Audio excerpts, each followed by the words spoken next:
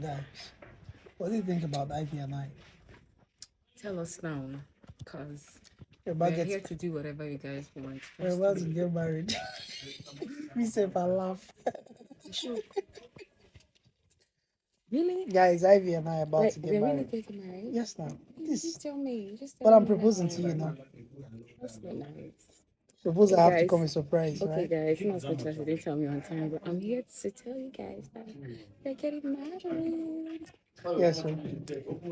But Guys, you know okay, they invite people Cape Town, they do am. let's say we are No getting fit invite married. if you don't Okay, get guys, money. guys, listen, for real. What? Let's say we're getting married now. Who should our first child look like? Jesus Christ. Oh, you know, one bomb Of course it's me now. is you. Is It's you. only me. It has to be you. Like, this girl too fine. But the problem now, you see, if our first child can't be a guy, and the guy is looking like Ivy, they go rip up.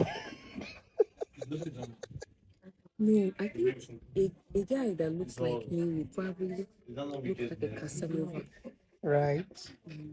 But in this recent time and age, what do you think? You know, see the guy will get nyash.